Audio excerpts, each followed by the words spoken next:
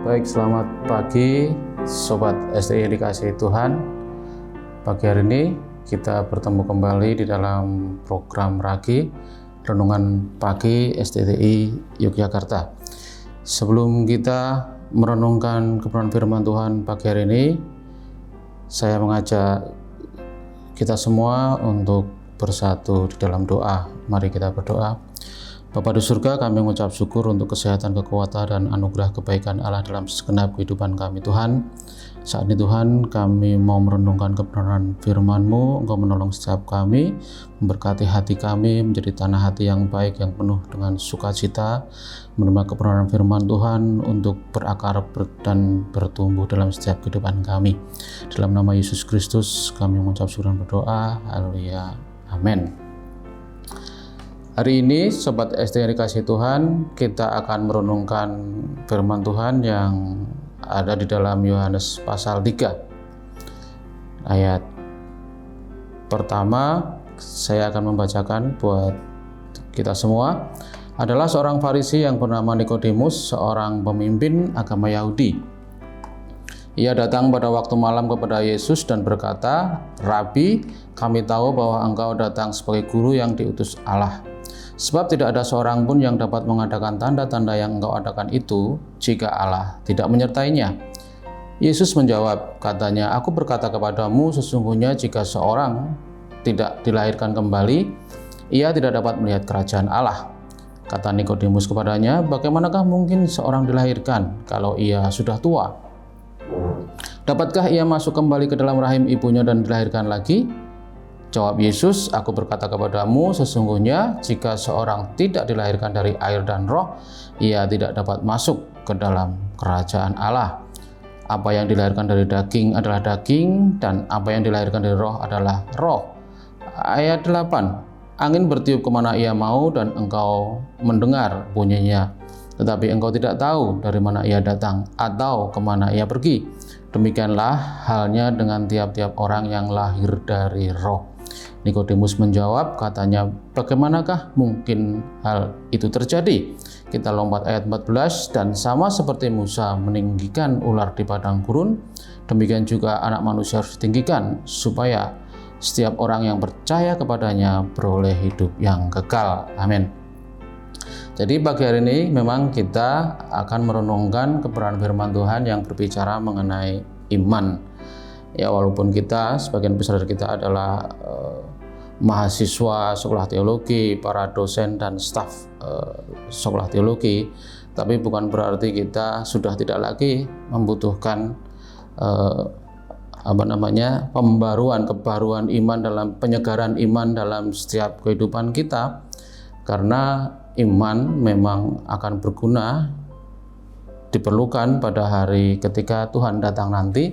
Namun iman juga berguna pada jam demi jam waktu hidup kita saat ini. Dan walaupun kita sudah banyak belajar tentang kebenaran firman Tuhan, pelayan-pelayan gereja, tetapi bukan berarti kita tidak lagi perlu membicarakan iman.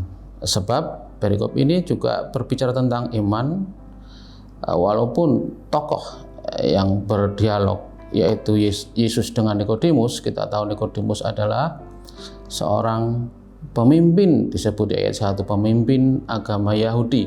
Artinya dalam soal ketaatan, kerajinan dalam hal beribadah sudah tidak perlu diragukan lagi. Barangkali kita masih belum mampu menyamai ketaatan dan kerajinan dalam hal beribadah seorang Nikodemus, tetapi kita lihat di sana dia juga berbicara atau belajar soal iman. Juga dalam hal kebenaran firman Tuhan, Nikodemus sudah pasti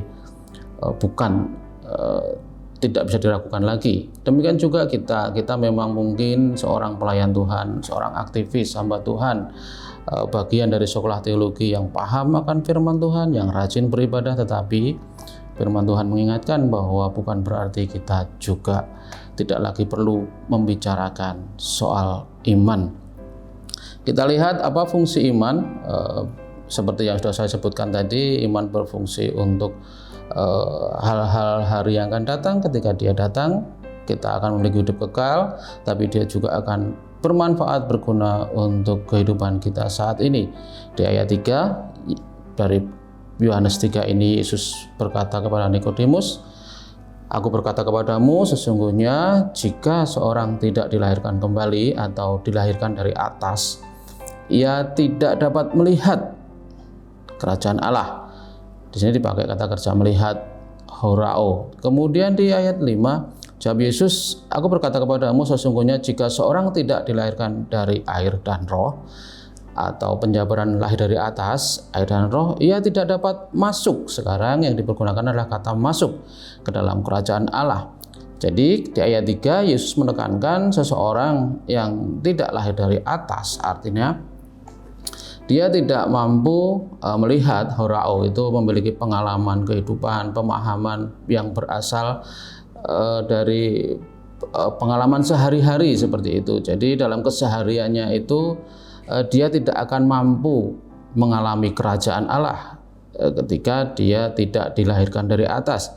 Demikian juga di ayat 5, dia juga tidak akan dapat masuk, artinya dia tidak akan menikmati kehidupan yang kekal kalau dia tidak dilahirkan dari atas juga, yaitu dari air dan roh. Tidak peduli apakah dia seorang Nikodemus, seorang yang rajin beribadah, seorang yang rajin melayani Tuhan, seorang yang memiliki pemahaman yang luar biasa akan firman Tuhan, tetapi iman senantiasa dibutuhkan, baik untuk kehidupan yang akan datang maupun kehidupan sehari-hari kita. Nah, bagaimana seseorang dapat mengalami kerajaan Allah hari demi hari dan akhirnya dapat masuk dalam kerajaan Allah ketika Tuhan datang? Hal ini juga yang ditanyakan Nikodemus, dan jawab Yesus terhadap pertanyaan ini adalah pas ayat 8, "Angin bertiup kemana ia mau dan engkau mendengar bunyinya, tetapi engkau tidak tahu dari mana ia datang atau kemana ia pergi. Demikian halnya dengan tiap-tiap orang yang lahir dari roh." Nah, ini Yesus mengutip Pengkhotbah 11 ayat 5. Di sana dikatakan, ditambah ada satu kalimat tambahan, "Inilah pekerjaan Allah." Begitu. Cuman dalam Yohanes tidak ditulis. Jadi maksud Yesus adalah seseorang yang lahir dari atas itu adalah pekerjaan Allah. Begitu. Ketika Nikodemus bertanya, bagaimana mungkin seorang yang sudah tua masuk ke rahim ibunya dan dilahirkan kembali, begitu. Nah, jawab Yesus, ini adalah pekerjaan Allah. Kita hanya dapat melihat akibat dari pekerjaan Allah, artinya dapat mendengar bunyi angin tapi tidak tahu dari mana ia datang dan pergi. Nah, artinya ketika seorang yang dilahirkan dari atas memiliki iman kepada Yesus, begitu, kita hanya dapat melihat akibat perubahan kehidupan orang tersebut. Ayat 9 kemudian Nikodemus melanjutkan, masih dengan pertanyaan yang hampir sama. Nikodemus menjawab, katanya, "Bagaimanakah mungkin hal itu terjadi?" Bagaimana bisa Allah menciptakan, melahirkan seseorang lahir kembali atau lahir dari atas? Bagaimana itu terjadi? Nah, ayat 14 Yesus menjawab, "Dan sama seperti Musa meninggikan ular di padang gurun, demikian juga Anak Manusia harus ditinggikan, supaya setiap orang yang percaya kepadanya beroleh hidup yang kekal." Di padang gurun ketika Israel berdosa kepada Tuhan, kemudian Tuhan mengirimkan ular beludak dan mereka digigit ular beludak, ular yang beracun ini, dan mereka yang tergigit akan segera mati, begitu. Nah, kemudian beberapa sisa dari orang-orang yang masih hidup saat itu, mereka kemudian berseru berdoa, dan kemudian Allah mengutus Musa untuk membuat sebuah patung ular beludak ini dari tembaga, di mana tembaga menggambarkan penghakiman, dan ular kita tahu ular sebagai sosok atau simbol makhluk yang terkutuk.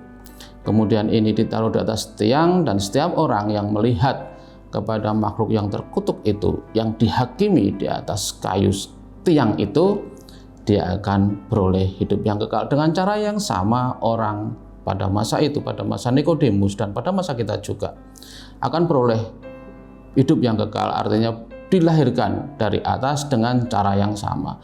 Cukup memiliki iman, hanya melihat saja. Walaupun kita orang yang bersalah berdosa, semestinya kita mati oleh karena dosa itu, tetapi ketika kita melihat ke salib, orang yang terkutuk tergantung di salib, dan dihakimi oleh penguasa-penguasa saat itu, Roma dan Yahudi.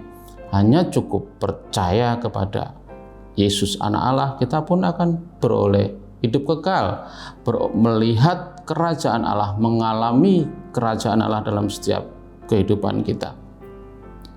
Jadi gagasan ini kemudian juga dijelaskan lebih lanjut oleh Yohanes di dalam Yohanes pasal 10 ayat 10. Yesus berkata, pencuri datang hanya untuk mencuri dan membunuh dan membinasakan.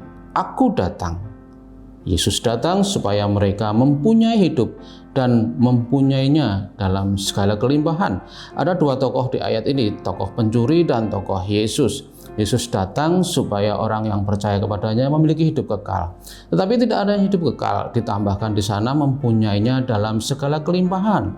Kelimpahan akan apa? Kelimpahan akan segala kebaikan Allah.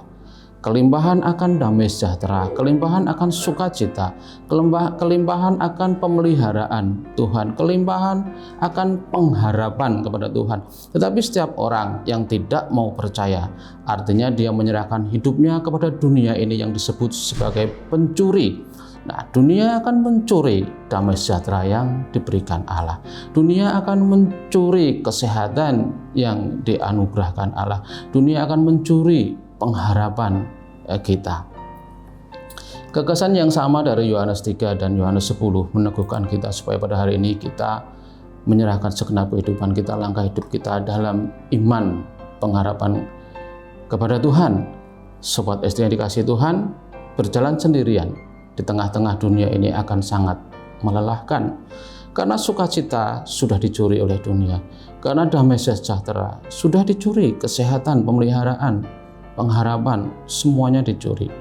Maka sekarang saya mengundang Sobat SD yang dikasihi Tuhan untuk memandang kepada Yesus dalam setiap pergumulan kita, karena di dalam nama Yesus kita akan memiliki hidup dan kita mempunyainya dalam kelimpahan kebaikan Allah. Amin. Tuhan Yesus memberkati.